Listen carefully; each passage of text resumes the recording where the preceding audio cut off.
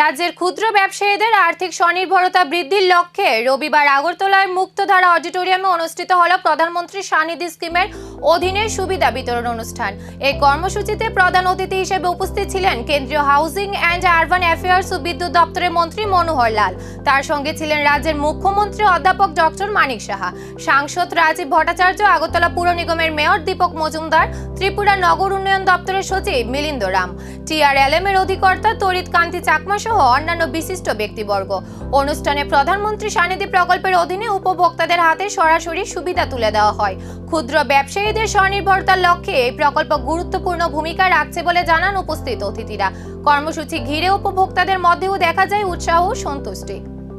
82 জন পথ বিক্রেতা ডিজিটাল ভাবে অন বোর্ডে কিন্তু চলে এসেছে এবং 3157 জন নিয়মিত ডিজিটাল লেনদেন করছেন। ভাবুন কত সুন্দর জিনিস।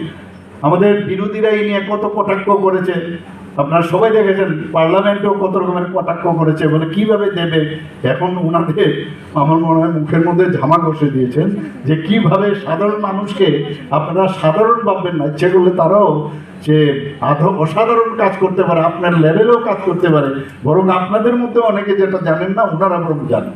খালি তাদের সেই প্ল্যাটফর্ম দিলে সেটা সম্ভব হয়।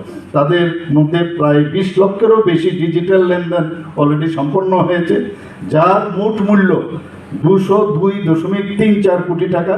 এবং ডিজিটাল লেনদেনের মাধ্যমে তারা ক্যাশব্যাক সুবিধাও পেয়েছে। যে যত বেশি এই যে সুন্দরভাবে পদ্ধতি করেছে, যে যত বেশি ডিজিটাল হবে ক্যাশব্যাক সিস্টেমে পাবে।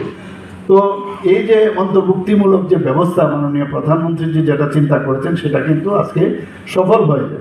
9368 জন যে সামাজিক প্রকল্পে, এদেরকে শুধু খালি আমরা লোন দিলাম বা ব্যাংকের মাধ্যমে যাই দিলাম, কিন্তু তারপরও তাদেরকে আরও যেসব সামাজিক যে প্রকল্পগুলো আছে সেইগুলোর সাথেও, আমাদের কল্যাণমূলক যে প্রকল্প সেইগুলোর সাথেও তাদের সংযুক্ত করা হয়েছে। কি PMG।